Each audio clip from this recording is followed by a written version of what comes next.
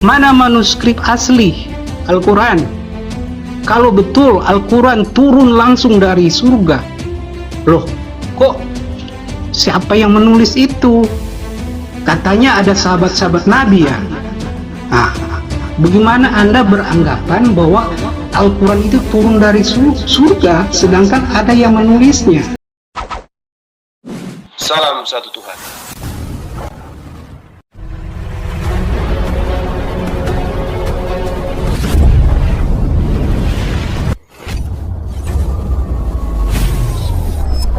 Ya, pengantar ini singkat para sahabat. Dukung semua ya sahabat-sahabat kita channel Densa News Muslim. Di like, di subscribe, di share sebanyak mungkin untuk supaya mencegah sahabat-sahabat kita di luar sana tidak terpengaruh terhadap pemurtadan. Semoga Allah memberikan selalu sikap istiqamah. Salam satu Tuhan, Allahu Akbar. Tentang Yoyakim, Raja Yehuda, bahwa dia tidak akan mempunyai keturunan yang akan duduk di atas tahta Daud, dan mayatnya akan tercampak sehingga kena panas di waktu siang dan kena dingin di waktu malam. Tidak akan ada lagi keturunan dari Yoyakim yang akan duduk di atas tahta Daud. Tahta Daud itu bukan di dunia hayalan. Tahta Daud itu benar-benar di Yerusalem sana. Tahta yang menjadi singgasana daripada siapa yang memerintah Yehuda, siapa yang memerintah Israel. Tidak akan ada lagi keturunan dari Yoyakim yang akan duduk di tahta Daud. Sedangkan kalau kita lihat di dalam kitabnya teman Kristen, ternyata Yesus ini memang adalah keturunan dari Yoyakim. Makanya penulis Bible menghilangkan kata Yoyakimnya di dalam kitabnya mereka dalam Matius 1. Ketika Matius menceritakan tentang silsilah Yesus, nama Yoyakim dihilangkan. Di situ dikatakan di Matius 1 nomor 11, Yosia memperanakkan Yekonya. Bapak daripada Yekonya itu adalah Yoyakim. Bapak dari Yoyakim itu adalah Yosia. Yosia memperanakkan cucunya. Mana Yekonya di situ? Yoyakim di sana. Sengaja dihilangkan supaya tidak terdeteksi bahwa Yesus itu adalah anak daripada Yoyakim, yang mana Tuhan sendiri mengatakan tidak akan ada lagi keturunan Yoyakim yang akan duduk di atas tahta Daud. Nama Yoyakim di dalam silsilah Matius 1 nomor 11 silsilah Yesus dihilangkan. Maka Yosia memperanakkan cucunya bernama Yoyakim. Ini aneh. Ini dikatakan firman Tuhan. Ini yang Anda percayai sebagai firman Tuhan. Ini penipuan besar yang Anda katakan firman Tuhan. Harusnya kalau ini firman Tuhan, maka Matius 1 nomor 11 akan mengatakan Yosia memperanakkan Yoyakim, Yoyakim memperanakkan Yekonya. Itu baru firman Tuhan. Kalau ingin firman Tuhan. Ini bapaknya Yekonya tidak dituliskan, nggak dianggap sebagai anak Yosia. Kenapa? Karena Yoyakim itu tidak akan punya lagi keturunan menjadi raja di atas tahta Daud. Karena Yesus dipaksakan duduk di atas tahta Daud, kakeknya dihilangkan namanya. Yekonya dihapuskan namanya, Yoyakim dihapuskan namanya. Ini penipuan, ini cara iblis bekerja. Yeremia 36 nomor 30. Beginilah firman Tuhan tentang Yoyakim, kakeknya Yesus, Raja Yehuda. Yoyakim tidak akan mempunyai lagi keturunan yang akan duduk di atas tahta Daud. Yesus sama dengan cucu daripada Yoyakim. Maka demi untuk menutupi malu, teman Kristen akan mengatakan, oh kerajaan Yesus itu bukan di situ. Kerajaan Yesus itu di surga. Ini penipuan. Di surga Yesus tidak sebagai raja dia. Yesus di sana tidak sebagai raja. Untuk menentukan siapa yang duduk di kirinya, siapa yang duduk di kanannya, bukan dia yang punya putusan. Tetapi Tuhan, yaitu Bapa, yang mereka anggap Bapa. Itulah yang punya hak untuk menentukan siapa yang ada di kirinya dan siapa yang ada di kanannya. Yesus tidak punya hak, dia bukan raja.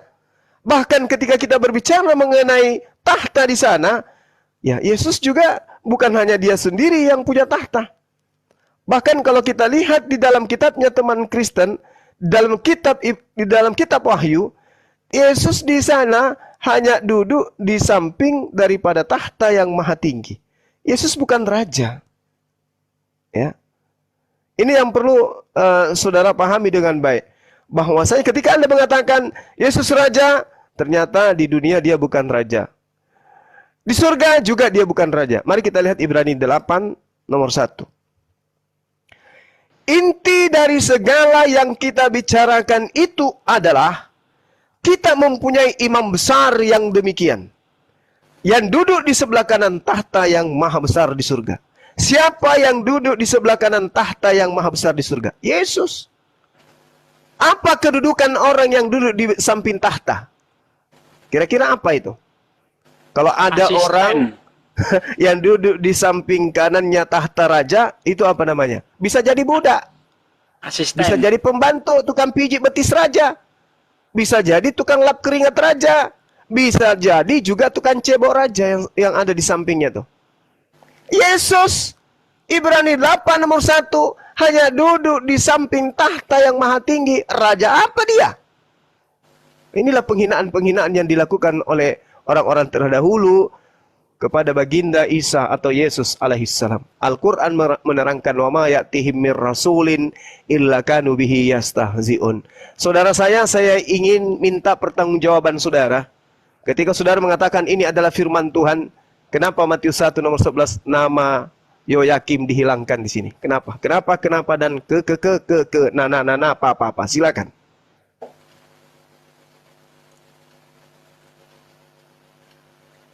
Ya, saya jawab sedikit tentang duduk di sebelah kanan.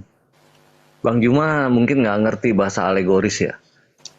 Duduk di sebelah kanan Allah itu bukan berbicara ada duduk satu atau dua orang. Disitulah Yesus duduk di sebelah kanan.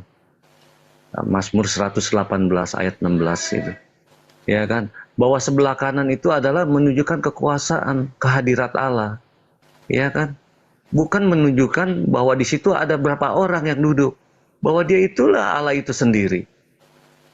Nah, di sini bagaimana kita mengerti tentang bangsa Yahudi, tentang memaknakan sebelah kanan itu, ya kan? Nah, raja-raja juga bangsa Israel juga membangun bait Allah itu posisinya ada di sebelah kanan Allah, di sebelah kanan gitu loh, yang melambangkan kekuasaan, kehadirat Allah gitu loh. Bukan di situ Yesus duduk di sebelah kanan. Bagaimana Allah yang kita tahu bahwa dia adalah cahaya terang yang tak terhampirin, yang bawa dalam iman kekristenan bahwa Allah itu adalah roh. Bagaimana kita bisa tahu kalau roh itu duduk? Yang kita tahu Yesus dia telah menjadi manusia dan dia balik lagi ke surga dengan tubuh kemuliaannya dan duduk di sebelah kanan Allah Bapa. Di situ bukan bicara duduk dua orang kayak kita duduk kayak begitu.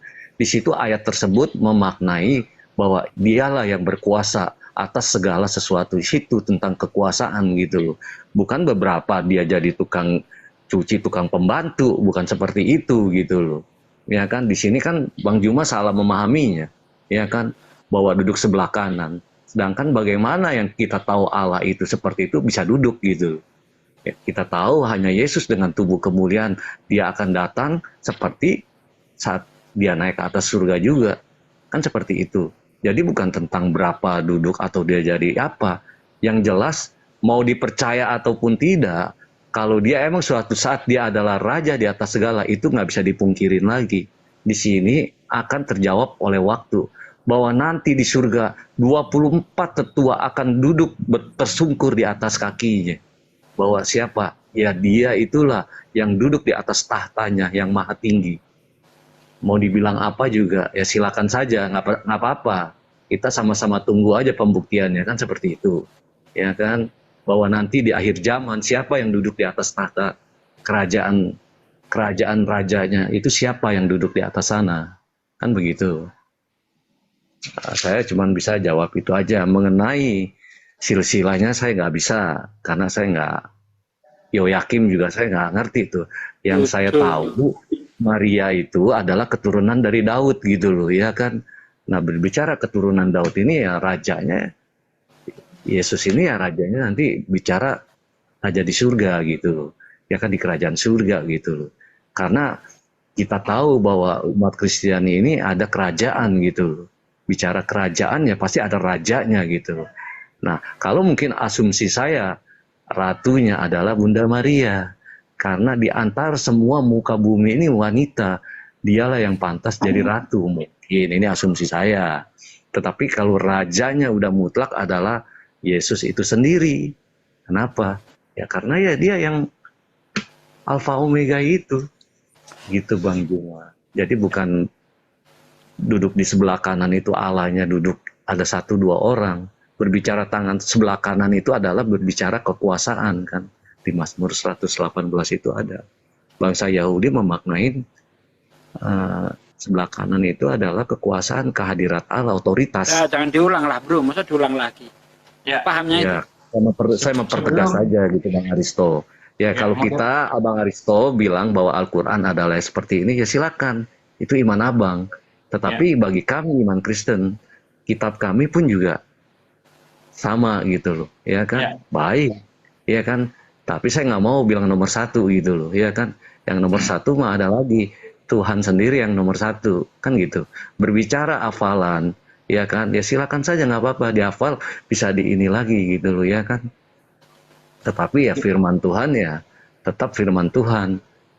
Seperti itu. Poinnya Gitu, sudah Bang. kita tangkap lah. Ya. Ya. Sebelum ke Guru Tuma, moderator saya boleh izin? Bang Tuma, Ya, silakan Bang, silakan. saya akan menjawab. Jadi kenapa Yoyakim tidak ditulis oleh Matius? Akan tetapi Matius menulis Yoyakim kepada anaknya, yaitu Yekhonia. Jadi Yekhonia ini adalah anak Yoyakim. Jadi termasuk ya, bukan tidak. Tapi Matius menggunakan keturunan Yoyakim, yaitu Yekhonia. Boleh Bang Suma cek di Matius sila-sila Yesus itu. Seperti itu. Oke. Ini luar biasa. Saya izin sebelum ke Kandazul. Apapun narasi teman-teman Kristen, pada faktanya Yesus itu raja, teman-teman Kristen tidak sanggup membuktikan Yesus itu raja.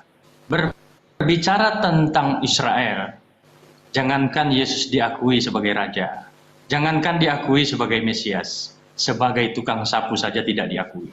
Artinya dari fakta ini, Yesus bukan raja dan teman-teman Kristen tidak bisa membuktikan itu.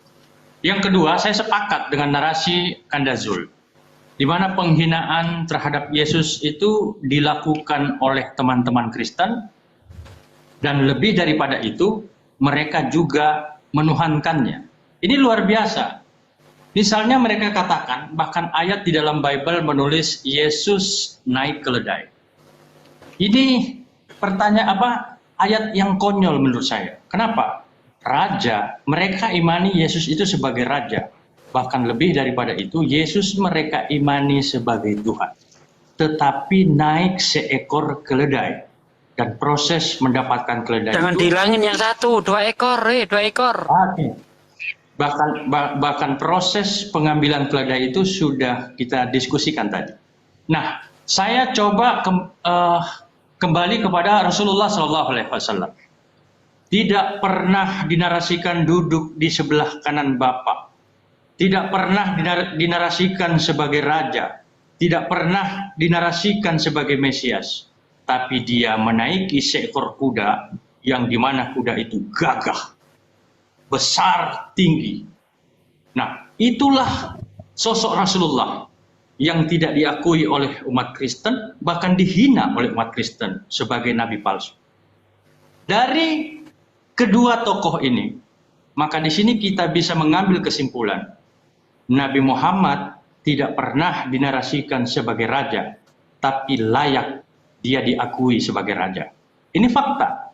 Rasulullah, Nabi Muhammad SAW, pada zamannya, dia kemudian sanggup mendapatkan pengikut ribuan hingga jutaan. Dan pada saat itu, Nabi Muhammad sangat dihormati di tempat beliau hidup, dan beliau memiliki banyak pengikut. Dan beliau kekuasaannya hingga menyeluruh. Maka di sini kita bandingkan kedua tokoh ini, Nabi Muhammad lagi-lagi memiliki kualitas sebagai seorang raja. Nah, kemudian kita kembali kepada tema kitab suci, Bible dan Al-Quran. Al-Quran, zalikal kitabul la raiba fihi hudal lil muttaqin. Tidak ada sedikit keraguan di dalamnya. Maka Al-Quran lagi-lagi memiliki kualitas sebagai kitab suci. Al-Quran, tidak ada satu ayat pun di dalam Al-Quran yang kemudian ucapan manusia, Nabi Muhammad sekalipun. Sehingga kemudian ucapan Nabi Muhammad dipisahkan. Yaitu yang kita kenal, yang sering kita sebut dengan hadis. Kenapa? Karena ini benar-benar kitab suci, yang dimana ayat yang saya sampaikan tadi benar-benar firman dari Allah dan tidak tercampur sedikit pun dengan ucapan manusia. Bible, siapa? Ucapan siapa di sana? Matius, Markus, Lukas, Yohanes. Siapa mereka? Mereka manusia. Nah, dari fakta ini, saudaraku sekalian, ya, untuk menguji kedua kitab suci ini, untuk menguji kedua tokoh ini, maka Muhammad layak sebagai raja, Al-Quran kualitasnya teruji sebagai kitab. Ini yang bisa saya sampaikan. Terima kasih.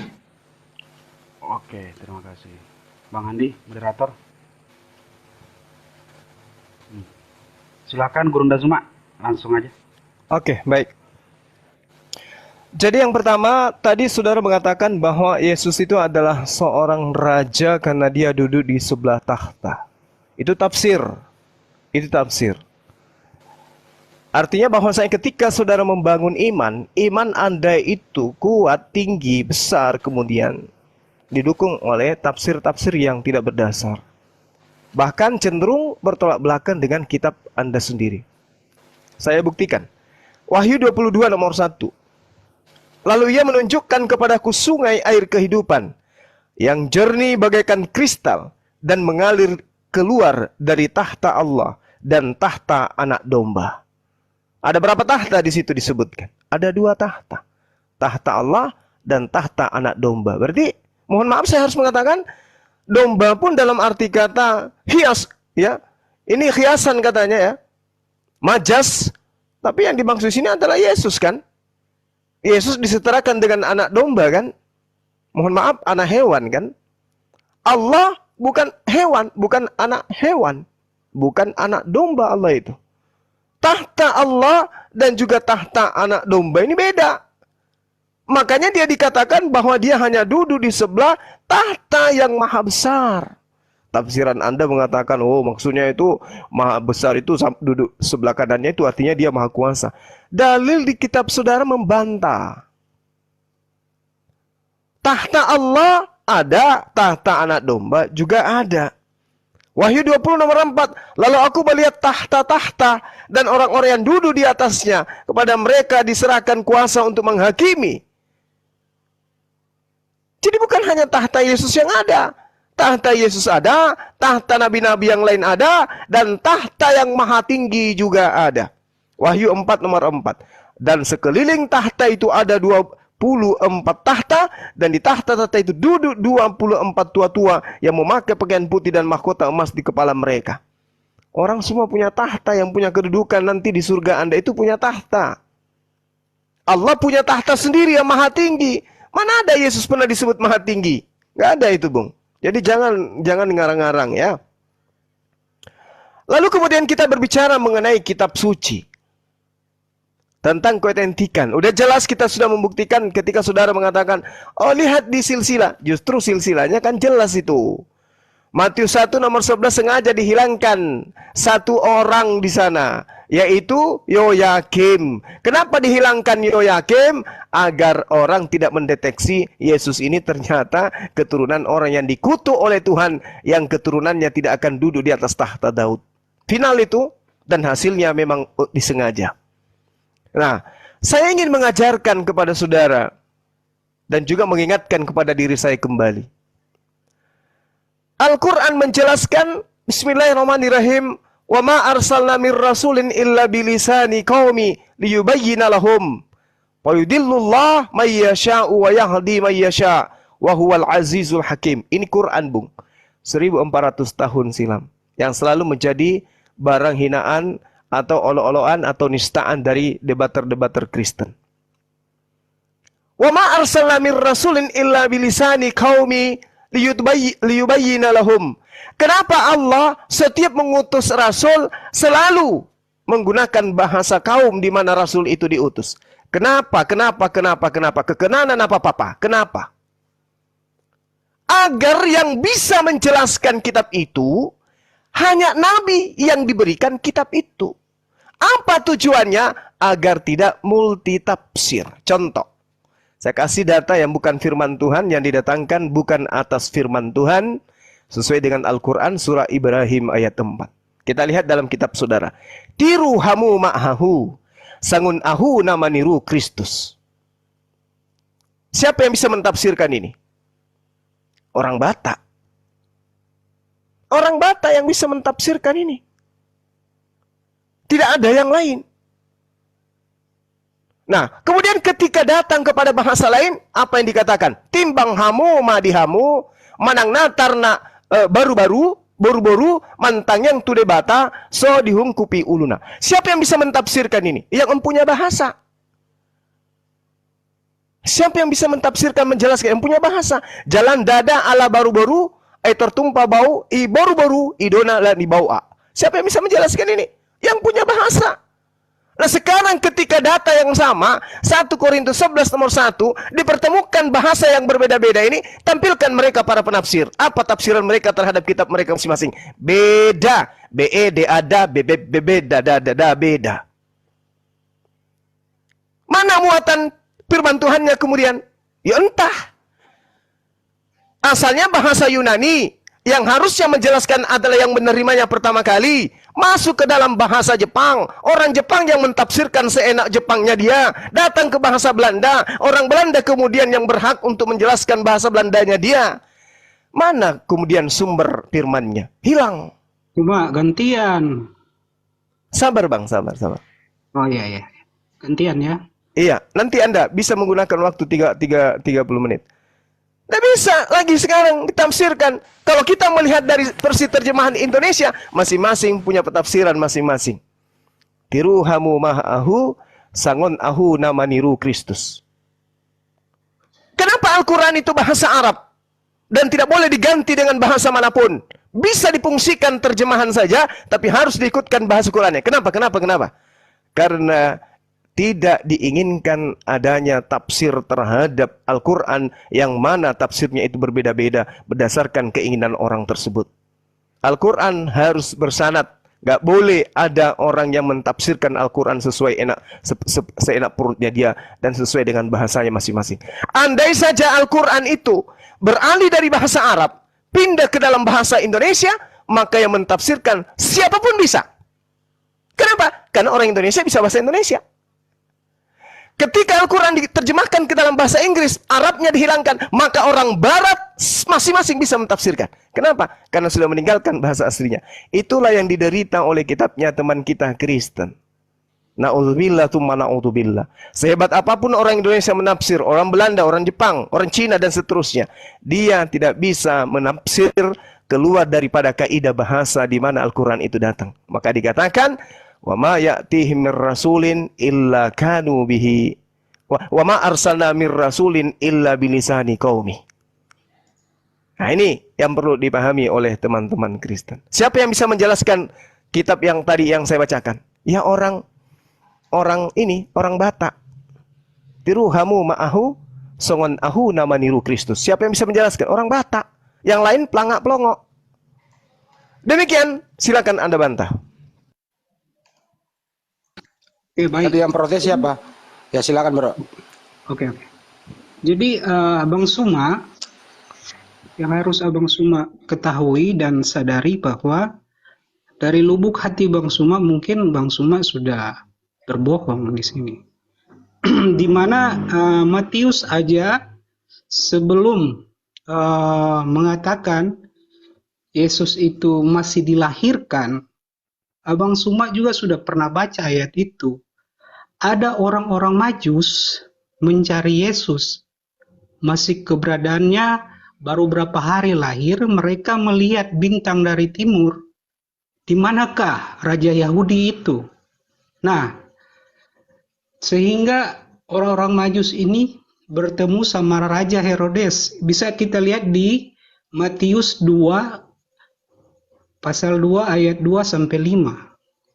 Sehingga Herodes ingin membunuh anak-anak Yahudi seumur Yesus pada saat itu. Karena Herodes merasa tersaingi, karena dia beranggapan ada Mesias atau seorang raja yang lahir pada saat itu. Dan kedua, yang saya sudah jelaskan kepada Abang Suma, kenapa Matius tidak menulis sila-sila Yesus kepada siapa ini?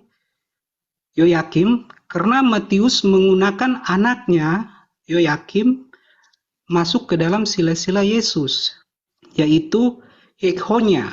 Silakan Abang Suma baca di Matius 1 tentang sila-sila Yesus, bahwa di situ ada anaknya Yoyakim, yaitu Yekhonya. Jadi Abang Suma, jika Anda menggunakan Alkitab kami untuk mengatakan, membantah Tuhan, membantah raja, imam, Anda akan keliru, karena ada ayat-ayat yang Anda tidak tunjukkan atau tunjukkan. Padahal ayat Alkitab kami menjelaskan bagaimana dia seorang raja, ada. Dia seorang imam, ada. Dia seorang nabi, ada. Jadi ketika Abang Suma menggunakan ayat-ayat Alkitab kami dengan mengurangi, itu sudah termasuk salah Abang Suma gitu. Dan ketiga, kenapa kitab kami disebut firman Tuhan?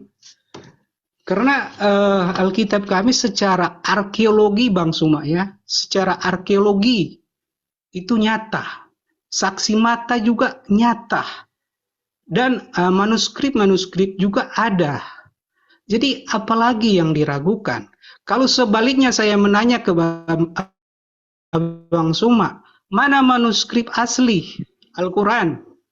Kalau betul Al-Quran turun langsung dari surga, loh kok siapa yang menulis itu? Katanya ada sahabat-sahabat Nabi ya. Nah, bagaimana Anda beranggapan bahwa Al-Quran itu turun dari surga, sedangkan ada yang menulisnya? Begitu Abang Suma. Jadi ketika Anda bernarasi tanpa menggunakan ayat yang lengkap, saya pikir Anda berbohong di sini Abang Suma. Oke. Oke. Anda bertanya, Bang Juma menjawab. Silakan. Iya, baik. Jadi gini, saudara saya ya. Berbicara mengenai silsilah, secara logika sehat, kalau orang berbicara silsilah, nggak boleh dihilangkan satu orang di sana selama orang itu berada pada garis nasab. Nggak boleh.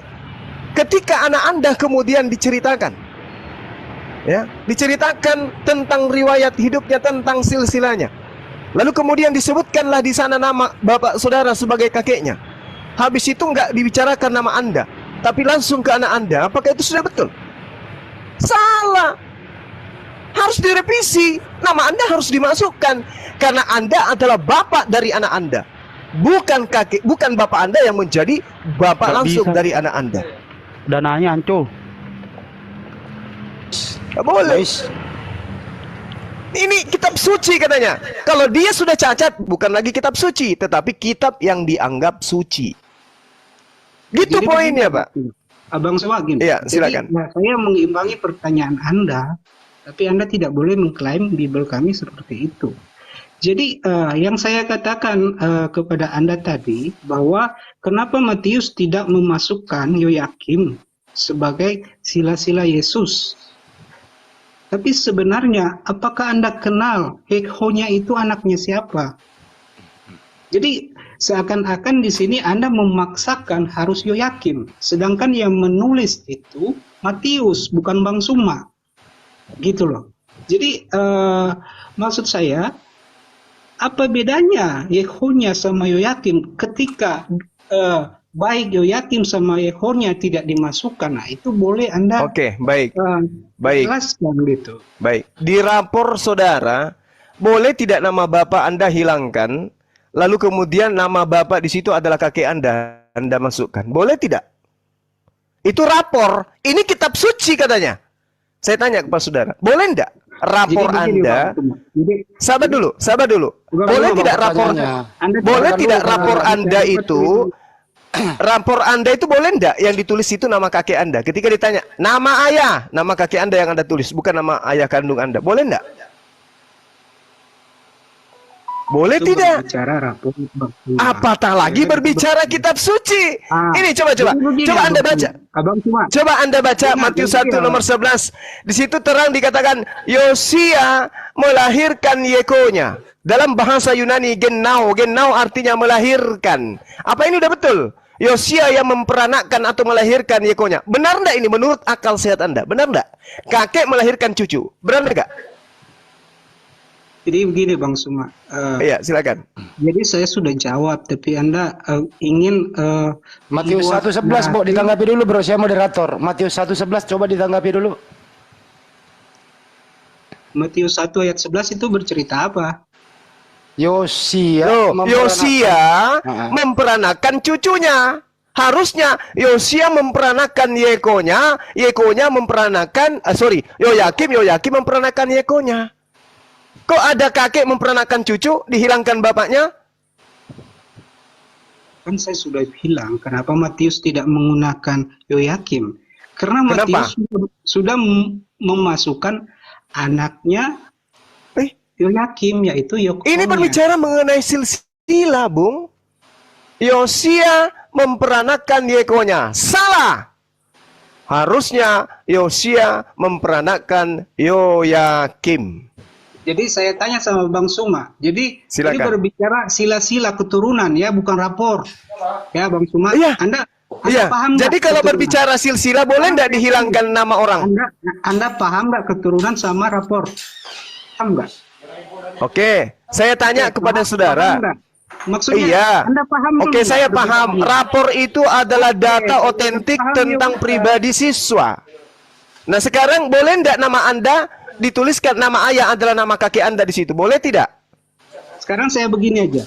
Jawab dulu. Dijawab dulu. Dijawab dulu, Bung. Dijawab dulu, Bung. Dijawab dulu. Boleh tidak? Tidak. Boleh tidak di dalam rapor Anda nama kakek Anda yang muncul bukan nama bapak Anda? Boleh tidak?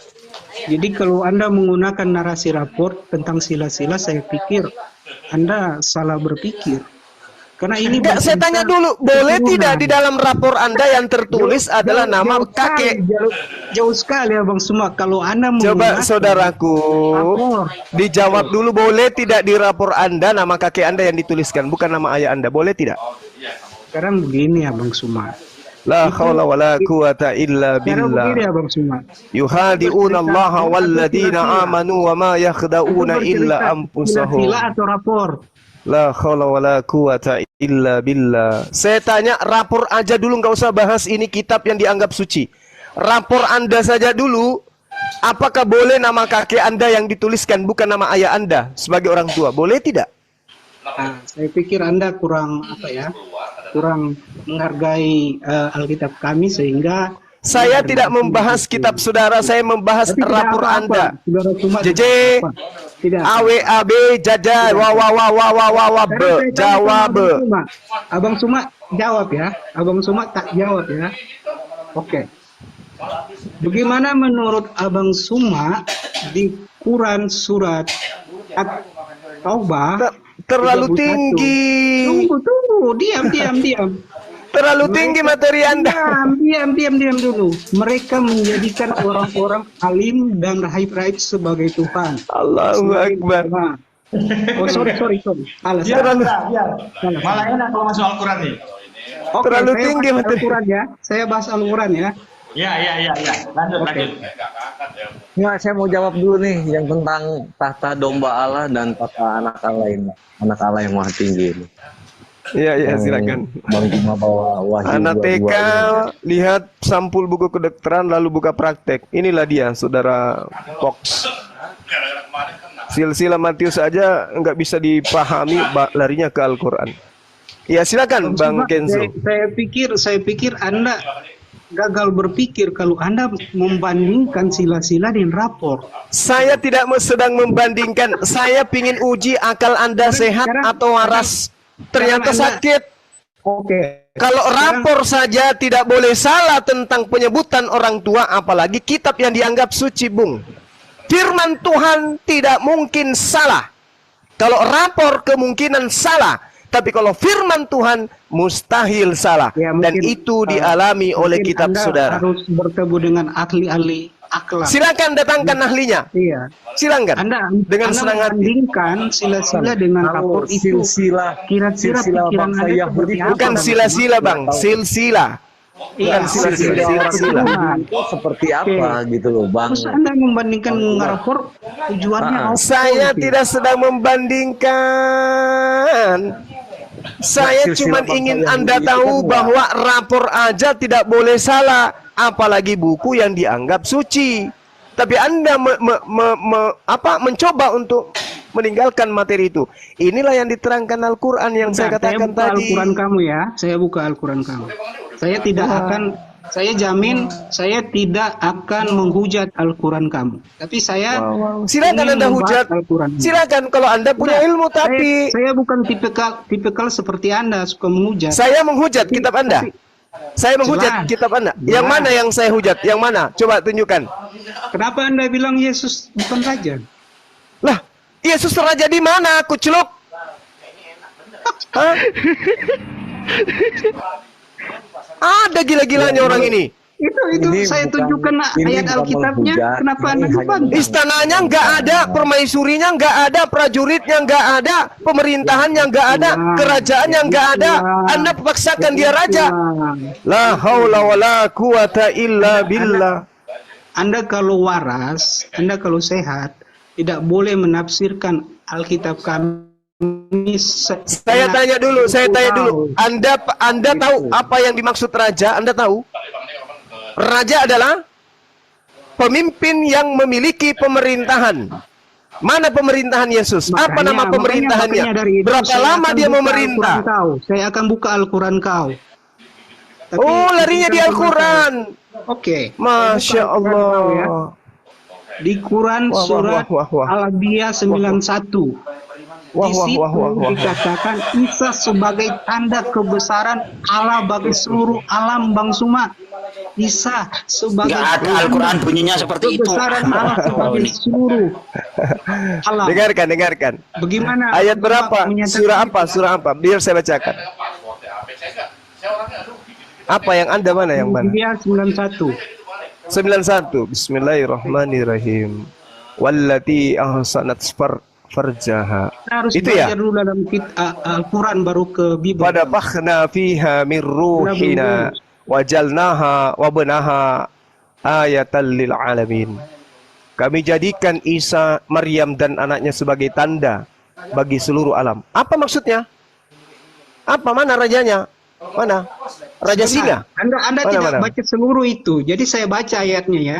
Dan ingatlah kisah Maryam yang memelihara kehormatannya, lalu kami tiupkan ruh dari kami ke dalam tubuhnya.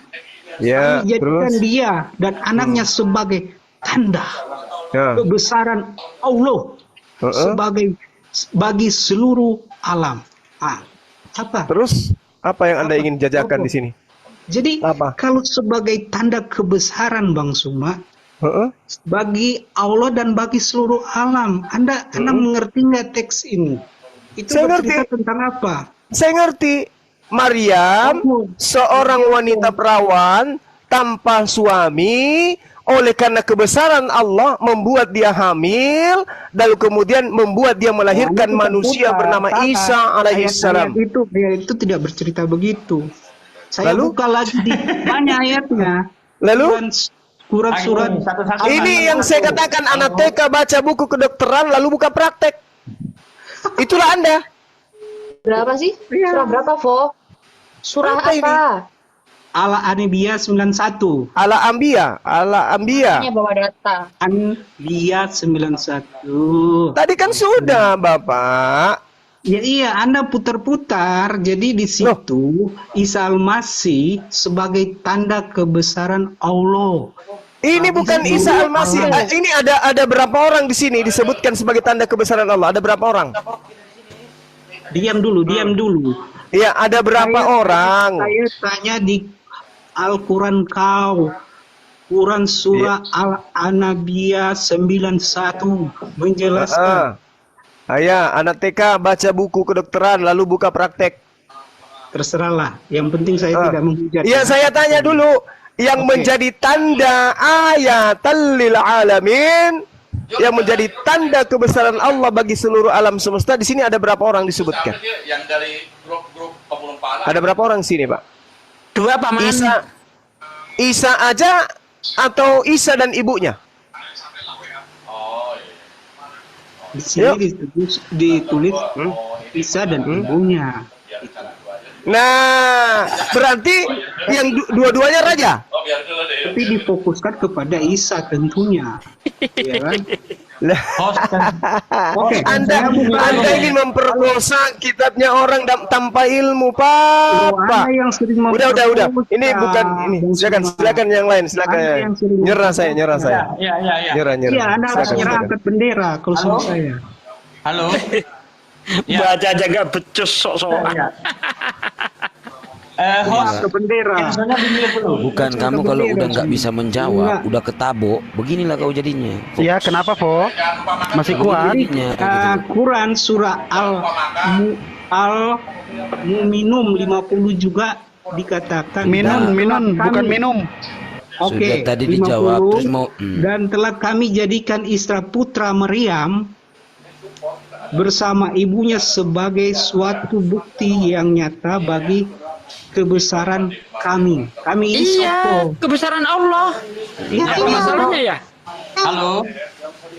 Di Quran Ali Imran 45, Isa itu apa ya? Isa itu sebagai apa ya di Quran Ali Imran 45?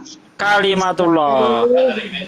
Isa itu sebagai terkemuka di akhirat Wajib. dan di dunia. Sopo iki terkemuka. Sopo ya iki? terus kenapa? Silakan Bang Zuma. Kira-kira Nggak level, nggak usah. Udah. Santai aja, Bang. yang Saya terkemuka nonton di aja. dunia dan akhirat. Siap. Ini Silakan orang Anda berikut jawab. nggak bisa Ini saya dilayani kayak menggunakan gini. Al-Quran kalian. Ya terus Silakan kenapa kalian di situ jawab. dengan terkemuka dunia akhirat? Iya kenapa? Di mana di situ dikatakan Nabi Isa adalah Allah mana? Coba kau tunjukkan datanya. Nah.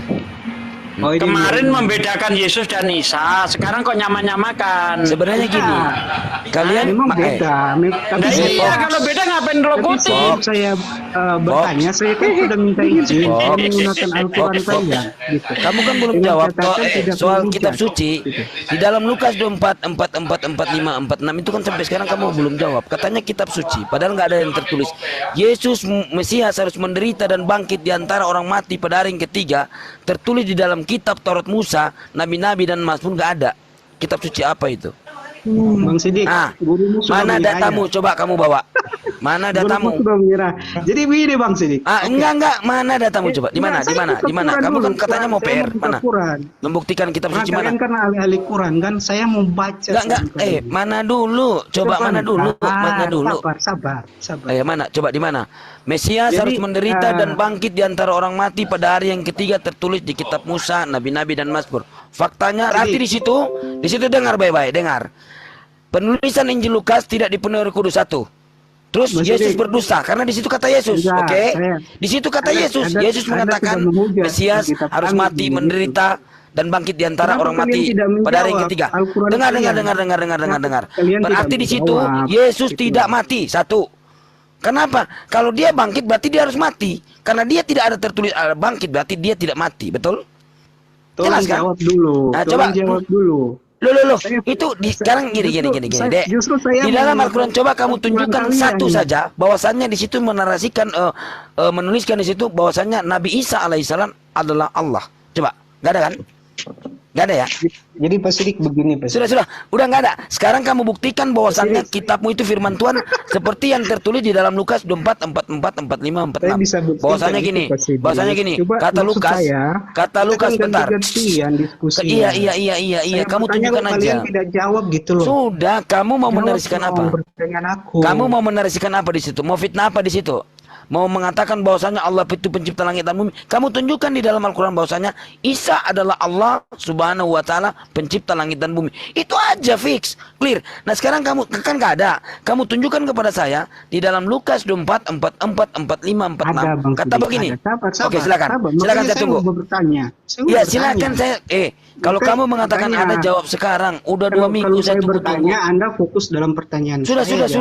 Jangan saya bertanya lagi di Narasimu lagi. apa?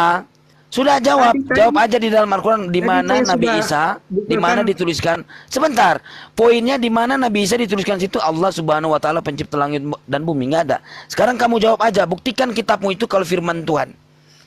Kenco pun saya udah pernah tanya, sampai sekarang dia angkat tangan Ini menyerah. Yang saya kasih sama Bang Sidik tadi loh, yang saya kasih Iya, maksudnya kamu mau narasi apa di situ? sebagai tanda kebesaran Allah. Iya, di Bagi situ apa yang kamu seluruh mau alam narasikan, loh. mau fitnah apa di Bagi situ? seluruh alam loh. Tunjukkan aja. Ya, Bagi poinnya kan seluruh kamu alam. mengatakan bahwasanya Nabi Isa itu adalah pencipta langit dan bumi. Mana di dalam Al-Quran satu saja mengatakan bahwasannya Nabi Isa adalah Allah Subhanahu wa taala pencipta langit dan bumi dan Tuhan para manusia. Tunjukkan kepada saya. Oke, Bang Sidik, saya mana di dalam pelan-pelan Al-Quran? biar Anda bisa Tunjukkan ya di dalam Al-Quran, kontrol. nggak usah lari Oke? kemana-mana. Tunjukkan bahwasanya Oke, di situ menuliskan bahwasanya Isa Al-Masih, Isa Al-Masih adalah pencipta langit dan bumi dan dia itu adalah Allah Subhanahu wa taala. Oke. Tuhannya para manusia. Silakan. Diam dulu, diam. Ya, Oke. tunjukkan ya. Kalau enggak, kamu harus jawab pertanyaan tadi, Lukas. Oke. Cari. Sampai kiamat Jadi kamu begini- enggak ada. Diam. Jadi begini, Bang. Mm-mm. Di Quran Al-Anabiyah 91 dan Quran Al-Minum 50 jelas-jelas menyatakan bahwa Isa adalah kebesaran Allah Iya. bagi seluruh alam. Silakan Anda menjawabnya. Saya membuka. Boleh saya jawab? Saya membuka Al-Quran Anda tanpa menghujat gitu loh. Jadi Quran surat Anda berapa di situ? jawab aja. Di situ Quran surat berapa? Izin Pak siapa? Pak Risto. Di Quran surat berapa? Di situ mana di situ di situ dituliskan Nabi Isa Al-Masih adalah Allah Subhanahu wa taala, mana di situ? Saya menanyakan di sini. Diam biar Anda cerna pertanyaan saya. Didekatkan kepada Allah ya. Di situ didekatkan kepada Allah ya. Kamu baca seterusnya. Kenapa kamu cuma comot? Enggak. Jadi begini apa? Diam dulu. Jadi Isa itu sebagai tanda kebesaran Allah bagi seluruh alam. Nah, sampean kan mengimani Isa itu nabi. Al-Anbiya ayat 9 berapa tadi? 91. 91. Dengar. Al-Minum Dan ingatlah 50. kisah Maryam, seorang perempuan soleh yang memelihara kehormatannya dari berbuat zina, bahkan dari sentuhan laki-laki, nggak seperti kalian di dalam Matius 1, 24, 25. Nah, Anda sudah tidak usah Loh, berbuat ini narasi. sabar, saya baca ini kan. Ini kan Fokus, Mas. Al-Anbiya kan? Mas, Bentar nanti dulu mati dong. lampu, Anda tidak Sebentar bisa dulu, buka Dek. laptop loh. Dek. Mati lampu. Jadi irit waktu, Ini. biar laptop Dan Anda ingatlah nggak mati. kisah Maryam, seorang perempuan soleh yang memelihara kehormatannya yang berbuat zina, bahkan dari sentuhan laki-laki. Lalu kami tutupkan roh dari kami ke dalam rahimnya sehingga ia hamil, dan kami jadikan dia dan anaknya sejak lahir sebagai tanda kebesaran Allah bagi seluruh alam, karena anak itu lahir tanpa ayah, bisa berbicara sejak bayi dan menyatakan dirinya hamba Allah serta menjadi nabi dan rasul Allah. Nah, di sini mana? Di sini sangat menampol kali sama Bible-mu kalau dalam penafsiran ini. Kenapa? Ibunda Maryam tidak pernah disentuh laki-laki. Nah, kalau di dalam kamu, di dalam Matius 1, 24, 25, maaf kata, itu yang tertulis. Yusuf mengambil Maria, Yesus belum lahir. Yusuf sudah memperistrikan. Kenapa kamu kejang-kejang? Anda tidak menjawab Yusuf memperistrikan poin Maria, pertanyaan saya. Yesus belum keluar. Anda tidak menjawab poin pertanyaan saya. Udah, saya sudah jawab. Kebesaran Anda Allah yang tidak dimaksud menjawab. dengan di sini. Jadi begini, seperti tadi. bukan Abang Suma sudah menyerah ya. Jadi begini. Menyerah dengan ketololanmu, gurunda saya. Nah, sekarang saya sudah jawab. Kamu tunjukkan bahwasanya di dalam Jadi Lukas gurunda Anda 24, sudah menyerah 44, ya. 45, Jadi begini, Bang 46, Sidik. Bang Sidik, Mesias harus tolong Anda menderita cerna dan pertanyaan bangkit di saya. antara orang mati, tertulis di dalam kitab Musa, nabi-nabi dan Mazmur. Silakan, mana mati dan bangkit 3 hari? Jawab. Kenapa Anda seakan-akan lari dari kitab Anda? Jawab, Bang saya Sidik? sudah jawab tadi. Jangan lari Sudah dong. jawab kebesaran Santai, Allah itu apa santai. di situ? Coba. Jadi Sudah jawab. begini Bang Sidik, saya Aduh, tidak menghujat. Saya Iya, bertanya. sudah kan Saya sudah bertanya. jawab. Sekarang kamu jawab, buktikan. Anda jawab opo. Kamu buktikan Lukas 24, 44, Jawab 45, 46. Dengar, kamu diam ya. Dengar ya, oten-oten yang dibawa kalian juga taping. Lukas 44, 45, 46 di situ menuliskan bahwasannya Mesias Bang atau Sidik, Yesus saya tidak harus berbicara menderita dan Lukas, bangkit pada saya hari yang berbicara ketiga. Tertulis di dalam kitab Musa. Anania 91, Tertulis di dalam kitab sama Musa. Quran Tertulis di dalam kitab 50. Musa. Nabi-nabi dan Mazmur. Mana buktinya? Buktinya mana? Mana firman Tuhan itu? Mana buktinya? Jawab. Kan tadi Abang Suma bukan Sudah. narasi. Mana Yesus? Sudah, iya Oke, mana aja. tertulis, buktikan kitabmu itu kalau Al-Quran firman kalian Tuhan. menulis, Iya buktikan itu sangat sebagai fundamental tanda kau. kebesaran Allah. Silakan kamu Tanda buktikan. kebesaran Allah Silakan bagi kamu seluruh buktikan, alam. Dek. Bagi Sudah, seluruh- sudah. Itu Kenapa ayatnya kamu yang takut? saya kasih, ayat Al-Quran. Tapi Anda Iya. lari ke Bible kami. Berarti Lah, Anda tidak katanya menjawab, kamu Bang. firman Tuhan Biblemu. Mana buktinya? Kata Lukas, Yesus berkata bahwasanya Yesus Kenapa kata Anda Yesus lari ke dia Bible kami? Mesias, Saya bertanya kata Yesus ke Mesias harus Al-Quran. menderita dan bangkit di antara orang Al-Quran mati pada hari yang kalian. ketiga. Kenapa? Tertulis di kitab Musa, nabi-nabi ya. dan Mazmur, tapi bohong, nggak ada yang Takut. tertulis. Takut. Tapi bohong. Buktinya? Jawab. Enggak, Buktinya Bang kamu nggak Sidik. bisa menunjukkan, udah 2 minggu, Kenco udah hampir 3 bulan. Buktinya mana? Kenco, kamu jujur. Sudah pernah saya tanyakan ini. Kamu jujur, Kenco. Gak ada tuh, kamu nggak bisa tunjukkan sampai sekarang. Minum kopi Jujur dulu, aja, Bang Kenco. Sidik. Bang Sidik minum kopi dulu, minum kopi dulu. Sudah nggak Oh, usah sudah. berdusta di sini, nggak usah berdusta. Enggak, Kenco saya nggak sudah pernah saya berdusta, jawab, Bang Sidik. Ibu Derni sudah pernah saya tanyakan, dan pendeta dan romo-romo kalian nggak ada, mutar sana, mutar sini. Bilangnya mutar sana, Sidik, mutar berapa sini. lama lu cari itu, berapa lama? 9 tahun. Pikir ya, nggak apa-apa. Enggak, Maunya apa saya nggak sekarang? pakai ilmu tafsir, saya pakai teks Iya, Al-Quran. iya. Apa sih? Jadi tolong, saya kan tamu di sini, Bang Sidik, saya tamu di Iya. tempat IBES yang paling Iya. cakep. Jadi Iya, eh, pasti. saya Kenapa? Ya, Ya, tamu jadi- yang baik itu ya jangan kurang ajar gitu. Itu juga- tamu Loh, yang saya kurang baik. ajar di mana, Mas? Di mana, Mas? Halo. Saya kurang ajar di mana, Mas? Ya kamu nafsir kitab orang, saya nak udelmu tanpa ilmu. Apa nggak kurang ajar itu namanya? Iya dong. Jangan ketawa, Ariesto. Jangan, Ariesto lagi. gitu, Pak Mas. Mo. Santai, Mas. Jadi Pak Ariesto kan yang kena. Kita kalian aja bahwa Isa Al-Masih itu adalah kebesaran Allah. Sebentar, Po. Iya, Sebentar. iya, Isa Itu Al-Masih Pak Yesus Ariesto atau bukan? menjelaskan. Kebesaran Allah. Isa Al-Masih sama Yesus. Orang ini masih ada atau di sini? Masih ada. Bentar. Isa Al-Masih sama Yesus sama enggak? Saudara tuh masih ada suaranya gitu. Silakan Pak Ariesto. Po, dengerin dulu, Po. Pos, saya tanya. Isa Al-Masih dan Yesus sama enggak? Ya, nanti kita coba jelaskan ya. Beda. Nah, kalau beda terus apa keuntungannya kalau ilmu Isa Al-Masih itu lebih dari segalanya? Apa keuntungan bagimu? Saya ingin bertanya, saya kan bukan narasi Iya, sama iya. Bang Sulaiman. Sekarang seandainya Isa Al-Masih itu Diam hebat dulu. ya. Anda bertanya, Terus saya jawab. keuntungan Jangan bagi Anda potong. apa? Enggak, saya nanya itu aja. Saya jawab. Anda diam. Iya, silakan. Jadi begini, sebelum saya membuka Al-Quran kalian, saya minta izin kok sama Bang Suma yang cakep. Enggak, Oke, lo kalau boleh. lari ke sana Silakan ini dulu. saya yang ngomong ini. Kok malah lari kemana-mana? Mana lebih hebat Isa Al-Masih atau Yesus? Salah juga kayaknya. Bentar. Salah juga Mana kayaknya. lebih hebat Isa Salah. Al-Masih atau Yesus? Gitu. Salah, cucuk. Ayo diskusi sama saya. Kamu kan tadi sudah menunjukkan ayat-ayat Al-Quran yang berbicara tentang Isa Al-Masih. Menurutmu Isa Al-Masih dan Yesus itu beda? Mana lebih hebat Isa Al-Masih atau Yesus? Ya Yesus lah. Nah, lebih hebat Yesus. Nah, Kenapa Yesus adakah lebih Yesus hebat? dikatakan Yesus terkemuka bisa di dunia dan di menghapus akhirat? Dosa manusia, Mas. Yesus bisa menghapus dosa manusia. Oke. Isa Al-Masih tidak bisa. Ngeri, berarti sama dengan tai sapi. Tai sapi juga bisa menghapus dosa. Apa hebatnya? Iya kan? Iya kan? Loh, iya kan? di dalam Keluaran 29 ayat 14, bro, Fos, kalau besar-besaran suara kalau kamu nggak bisa gantian, suaramu ketilep sama saya, ya. Suara saya besar nih. Nah, kalau Yesus bisa menghapus dosa itu, kamu anggap hebat. Seharusnya tai sapi harus kamu anggap hebat, karena tai sapi bisa menghapus dosa juga. Keluaran 29 ayat 14. Ya, tetapi daging lembu jantan itu, kulit dan kotorannya haruslah kamu bakar di luar kemahmu sampai habis. Itulah korban penghapus dosa.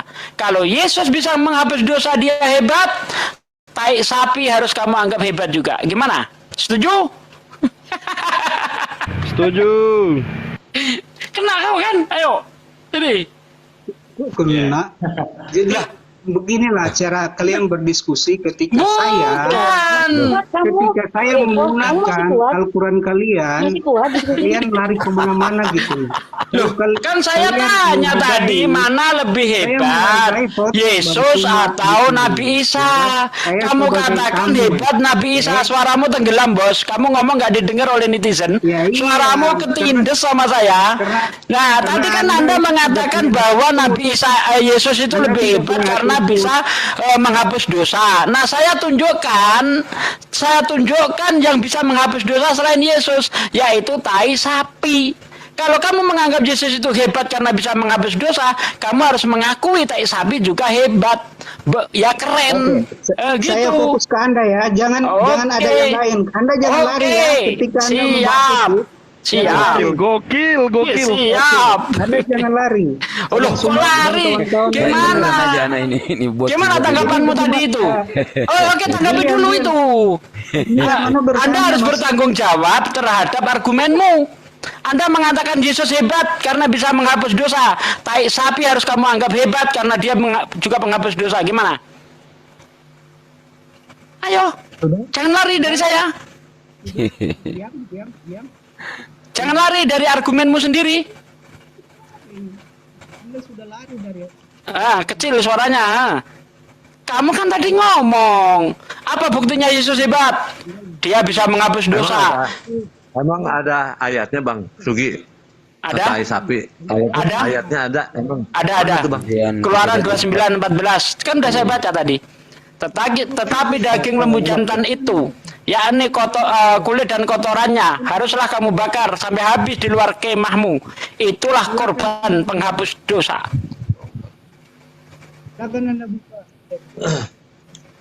Nah, kan tenggelam langsung kan kamu kan? Nggak dengar suaramu, Fos. Enggak. Mungkin kalau yang kalau darahnya kan buat penghapus dosa, darah itu kan. Bukan Bang, darahnya untuk dibubuhkan di mezbah Bang. Bang, darahnya untuk dibubuhkan ke mezbah. Darahnya. Coba kamu baca dari ayat 10 deh. Itu kan darahnya itu dibubuhkan ke mezbah. Jadi fungsinya darah itu, nanti fungsinya lemak apa? Nah, fungsinya kulit dan kotoran dibakar. Itulah korban penghapus dosa. Saudara Kenso, hadapi dulu ya. Saya mau hadapi dulu ya. Oh, lari dia. Hadapi dulu. Ya. Saya lagi makan. Katanya saya nggak boleh lari, malah dia yang lari. Gimana sih? Bocil ini. Gokil. Ada, ya ampun. Katanya awas ya, jangan lari kau ya. Dia yang lari dari saya. Gimana sih? Aduh. Ini teman siapa sih ini kok kayak begini? PR dari Bang Sidi Kaca belum dijawab sama dia loh beberapa Ada sahabatnya di sini, ada sahabatnya. Ikut berangkatnya dia nih. Kalau Kenzo udah lama. Enggak, dia kemakan omongannya sendiri dia. Apa buktinya Yesus hebat bisa menghapus dosa? Nah, saya kasih contoh yang sama, tai sapi bisa menghapus dosa, kenapa nggak dianggap hebat? Hah? Ustadz Sugi. Aduh, parah ini. Ustadz Sugi. Kalau misalnya Yesus bisa mengampuni dosa, terus buat apa itu dia disalib itu ya? Nah, itu dia. Disuruh Buat menjadi tumbal gaya-gayaan kan gitu. Padahal dia sendiri ngomong di dunia ini anak manusia berkuasa mengampuni dosa. Lah kalau dalam waktu hidupnya dia bisa mengampuni dosa, untuk apa lagi harus mati? Iya, untuk jadi tumbal kan disalib. Kan aneh. Coba mikir. Di dunia ini anak manusia berkuasa mengampuni dosa. Ya kan? Iya. Bahkan ketika ketemu orang pesundal itu, si Maria Magdalena, pergilah dan janganlah kamu berbuat dosa lagi, dosamu sudah diampuni. Selesai urusan dosa kan? Untuk apa lagi harus mati? Iya, jadi tumbal. Po, udah jadi belum kopinya, Po? Nah, yang lain lanjut. Nanti kalau saya ngomong pada tenggelam semua nanti. Lanjut. Saya nyimak lagi. Kunci maut sama harus ada darah yang tertumpah. Sama nubuat para nabi bahwa ya itulah harus menderita. Nubuat pada siapa, Ken? Di situ di Ibrani 2:14 jelas kalau di situ. Sebenarnya bukan menebus dosa itu. Dia di situ dengan kematian yang kau yakini dia sebagai Tuhan atau dia sebagai Allah Bapa atau Allah Bapa adalah dia.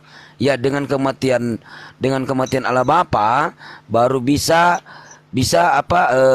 iblis itu tidak berkuasa gitu loh. Tapi mati dulu Allah Bapa. Selama Allah Bapa tidak mati, tetap iblis masih berkuasa atas maut. Karena tidak ada di dalam Biblemu itu mengatakan Allah Bapa berkuasa atas maut. Yang berkuasa atas maut adalah iblis. Jadi di sini iblis memaksa Allah Bapa atau Tuhan Sang Sumber ini untuk bunuh diri. Gitu faktanya. Dan kalau lihat dari situ iblis berkuasa atas maut, ya dia bisa membunuh Allah Bapa. Karena dia yang berkuasa atas maut, kan gitu. Iblis kena prank dia. Iblis kena prank. Di situ kan, Kenzo, Ibrani 2:14. Nah, coba kita kembali ke tema ya. Tema tadi ini dibawakan tadi tentang kitab suci. Nah, coba kamu tunjukkan kepada saya, Kenzo, Lukas 24:44, 45, 46 itu apakah kamu sudah dapat? Belum Bang, habis makan Bang. Ntar ngap dulu. Mau nyantai dulu. Tarik napas dulu. Ngobrol dulu. Mau tarik napas dulu dikitnya habis makan. Oke. Saya celah boleh? Silakan Bang Pak Aristo. Ya. Jadi cukup menarik ya. Tadi juga ya memang kita akan kesulitan. Kesulitannya apa? Karena apa yang kita sampaikan itu tidak tersampaikan. Tadi mengutip ayat Al-Quran. Saya sih sebenarnya kalau berhadapan dengan teman-teman Kristen, itu saya suka kalau mereka itu mengutip ayat Al-Quran. Oke, saya langsung saja gini. Di Matius pasal nomor 22, Matius 22 saya ikut cara Anda Sul ya. Matius 22 nomor 37. Apa Yesus katakan di sana? Kasihilah Tuhan Allahmu dengan segenap hatimu dan dengan segenap jiwamu dan dengan segenap akalmu. Jadi dengan akal kita mengasihi Tuhan, dengan akal kita mengenal Allah, dengan akal kita mengenal Yesus. Ya. Nah, saya teringat satu ucapan seorang mantan pastor yang kemudian dia murtad meninggalkan Kristen, lalu dia menjadi ateis. Dia kemudian memilih tidak lagi berada di dalam gereja, dan dia memilih tidak menjadi Kristen. Apa pernyataannya? Tidaklah mungkin seorang itu berakal sehat dalam waktu yang sama dia seorang Kristen. Apa maksudnya? Maksudnya adalah orang-orang Kristen itu tidak berakal, gitu loh. Kalau mengikuti narasi mantan pastor ini, karena memang jelas Matius mengindikasikan itu, ya di ayat itu, ya Yesus yang mengatakan itu. Kasihilah, kita mengenal Tuhan, kita mengenal Sang Pencipta dengan akal, kita mengenal ajaran Tuhan dengan akal, dan kita mengenal Yesus itu dengan akal. Jadi kita harus memfungsikan akal kita dengan baik dan benar. Nah, kemudian luar biasa, 1400 tahun yang lalu Allah sudah memberikan informasi kepada kita. A'udzubillahi minasyaitonirrajim. Inna fil khalqis samawati wal ard waqtilafil laili wan nahari la ayati liulil albab. Sesungguhnya dalam penciptaan langit dan bumi dan silih berganti siang dan malam, di sana ada tanda-tanda bagi orang-orang yang berakal.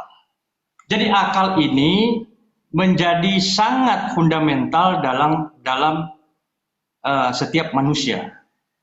Nah, kalau kita mengutip ayat Al-Quran yang saya bacakan tadi, artinya Bang Risto, sabar dulu Bang, jangan dipotong. Begini Pak, Jangan Anda dipotong ceramah dulu, Bang. bukan diskusi di Jangan sini. dipotong. Jadi, Saya tidak biasa.